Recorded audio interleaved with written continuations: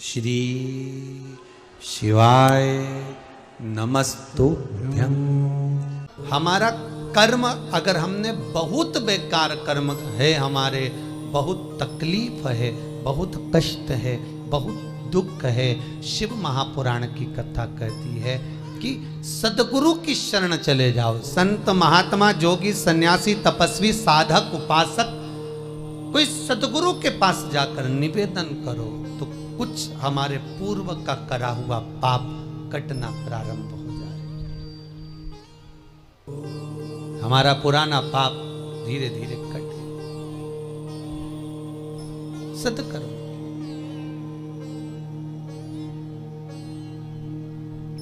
फिर एक निवेदन करूंगा,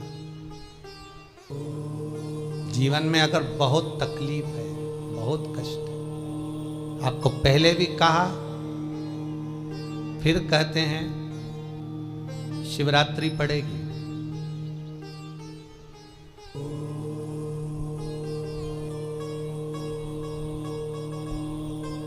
ये शिवरात्रि निवेदन करूंगा, अगर जिंदगी में थोड़ी सी तकलीफ है, दुख है, कष्ट है, परेशानी है तो उस शिवरात्रि को हाथ से मत जाने। आपको पहले भी कहा कि क्या क्या वस्तु भगवान शंकर को हम रात्रि के समय पर चढ़ा दें जिससे हमारा रोग समाप्त हो जाए, हमारी बीमारी समाप्त हो जाए, हमारे जीवन में सुख समृद्धि लक्ष्मी आ जाए। वो समर्पण का भाव। और शिवरात्रि आने में देरी है, आपके जीवन में बहुत कष्ट है, बहुत कष्ट। महाराज 5 कमलगट्टे, 5 बेलपत्र तांबे के लोटे में जल भरकर रख लीजिए। सीधे हाथ पर उस कलश को रखो जिसमें 5 कमलगट्टे और 5 बेलपत्र रखिए। श्री शिवाय नमस्तुभ्यम शिव महापुराण का मूल मंत्र है। जैसे भागवत का मूल मंत्र है ओम नमो भगवते वासुदेवाय, शिव महापुराण का मूल मंत्र है श्री शिवाय नमस्तुभ्यम। इस मंत्र का 5 बार स्मरण कर कर आपको जो तकलीफ है उसको हृदय चित्त से धरकर मस्तक से कलश को लगाकर किसी एकांतेश्वर महादेव पर, एकांतेश्वर महादेव मतलब अपने गांव से, नगर से, शहर से जो बाहर खेड़े में हो, बिल्कुल बाहर, जिस शिवलिंग पर कोई पूजन करने ना जाता हो, एकांत में बैठे हो, जंगल में बैठे हो, कहीं किसी वृक्ष के नीचे विराजमान हो, ऐसे एकांतेश्वर महादेव पर अपनी कामना कर कर वो जल समर्पित कर दो। 1 बेलपत्र, 1 कमलगट्टा उठाकर अपने घर पर लेकर आ जाओ। जो तकलीफ बहुत ज्यादा हो रही है 5 दिन में आपको मालूम पड़ जाएगा, 5 दिन में अंतर आ जाएगा। शिव का अनुमोदन करो, शंकर का स्मरण करो। महाराज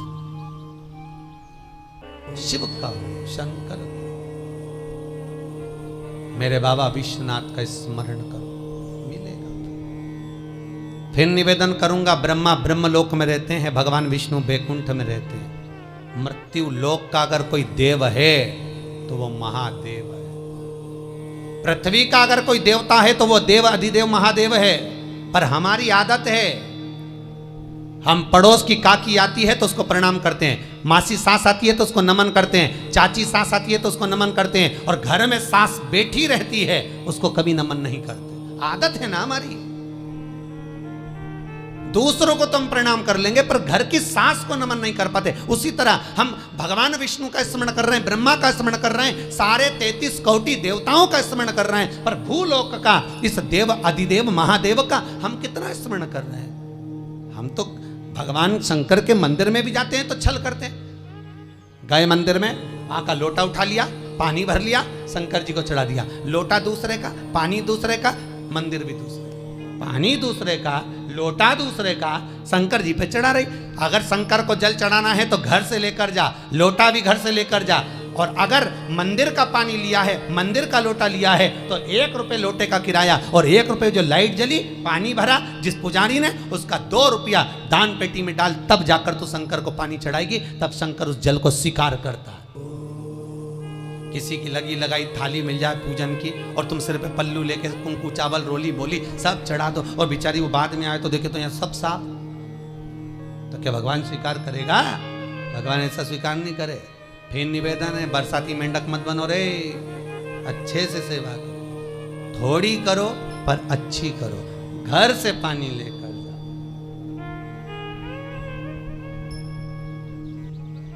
किसी की लगी लगाई थाली में से कुंकू चावल चढ़ा दोगे तो कुछ मिलना है क्या? अरे बोलो तो। विष्णु पुराण में तो यहां तक लिखा है कि किसी का लगा हुआ दिया, किसी का दिया मंदिर के अंदर रखा था, तुमने अपना डब्बा खोलकर बत्ती निकाल कर उसके दिए में रख कर जला दी और सोच रही है कि मैंने खूब बड़ा काम कर दिया, तो उसका तो फल ही नहीं मिला। विष्णु पुराण कह रही है, खुद का दिया, खुद की बाती, खुद का दीप अगर जलाती तो फल मिलता। किसी मंदिर में तुम रोज डब्बी लेकर जाओ, बत्ती लेकर जाओ, मना नहीं है, पर उस मंदिर में पहले से 5 दिए, 7 दिए, 11 दिए तुम रख कर आओ तो जलाओ। दूसरे के रखे हुए दिए में 50 बार बाती जला कर आना, उसका कोई फल नहीं मिलने वाला, उसका कोई फल नहीं है हमारा।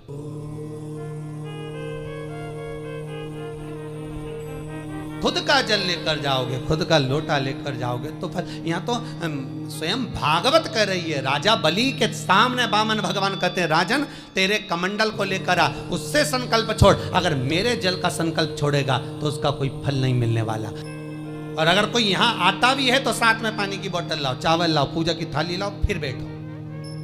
अपना संकल्प अपना होना चाहिए, उसका फल हजारों गुना प्राप्त होता है। दूसरे का जल, दूसरे का चावल स्वीकार कर लिया, उससे फल की कामना नहीं है, मिलता। फिर भले 4 घंटे तक तुम ढोलक बजा बजा के गाओ, तांबा का हंडा में तातो धरा पानी, और नींद आए भोला नवा के रहूंगी, भोले को अपना बना के रहूंगी। शंकर भगवान भी बोले पूरी रात गाए तो भी नहीं आऊं मैं तो जा, गाय को है भोलेनाथ। शिव को मनाने के लिए आडंबर की जरूरत नहीं है, शंकर को मनाने के लिए बहुत साधना करने की भी जरूरत नहीं है। शंकर तो कहते हैं 3 बार ताली बजा दो, बम बम बोल दो, उतने में भी राजी हूं। पानी नी भी चढ़ाए चलेगा, ताली नी भी बजाए चलेगा, बम बम नी भी बोला चलेगा। शंकर का शिव महापुराण की कथा कहती है, इतना भी ना बने तो मेरे मंदिर के सामने से निकल कर चले जा, उतने में भी कल्याण कर दूंगा। ये भी ना बने तो मेरे मंदिर का शिखर देख ले, शिखर दर्शनम सर्व पाप नाशनम, मात्र शिखर का दर्शन कर लेने पर भी मैं तेरे पाप छिन्न कर देता हूं, समाप्त कर देता हूं, तेरी जिंदगी खुशियों से भर। शिव करें उतने में भी संतुष्टि है।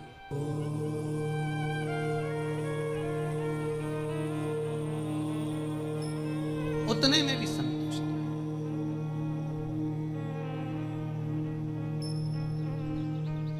शंकर का अनुमोदन करने वाला, शिव का स्मरण करने वाला दुख अगर मालूम पड़े प्रारब्ध के कारण, कोई कर्म के कारण हमें मिल भी रहा है तो वो समाप्त होगा, वो मिटेगा। और बाबा से कहते रहना ना, भोला सब दुख काटो मारा, बाबा बस कृपा कर कर मेरे दुखों को काट। बाबा बोले शिव उस बुजुर्ग से कहते हैं, तुम्हें कर्म का भोग भोगना पड़ेगा। बाबा ये कर्म का भोग मनुष्य क्यों भोगता है? शंकर कहते हैं, पूर्व में जो कर कर आए हो उसके अनुसार फल मिलता है। इसलिए निवेदन, मत बुरे कर्म कर बंदे, वरना पछताएगा। भगवान की आंखों से तू बच नहीं पाएगा, तू बच नहीं पाएगा। कर्म का भोग भोगना पड़सी पड़ेगा, चाहे रो के भोगो चाहे हंस के भोगो। इसलिए निवेदन है, खूब बढ़िया चकाचक खाओ पियो मौज करो, जिंदगी अलमस्त जियो। कितनी भी जिंदगी में दुख आए रोना नहीं, सुखी रहना, मुस्कुराते रहो, क्योंकि आखिरी में जो फोटो टंगेगा वो तो मुस्कुराने वाला ही टंगेगा। तुम भले जिंदगी रो के निकालो, फोटो में तो तुम स्माइल देते ही मिलोगे, माला टंगी रहेगी मुस्कुराते। जित्तों के घर भी जाके देखोगे तो मुस्कुराता हुआ फोटो मिलना है, रोता हुआ किसी का नहीं मिलेगा, भले जिंदगी कितनी भी रोके निकालो। चित्त वृत्ति को लगाओ भजन में, कीर्तन में, स्मरण में। जितना समय गया जाने दो, जो बचा उसको शंकर में लगा दो, शिव में लगा दो।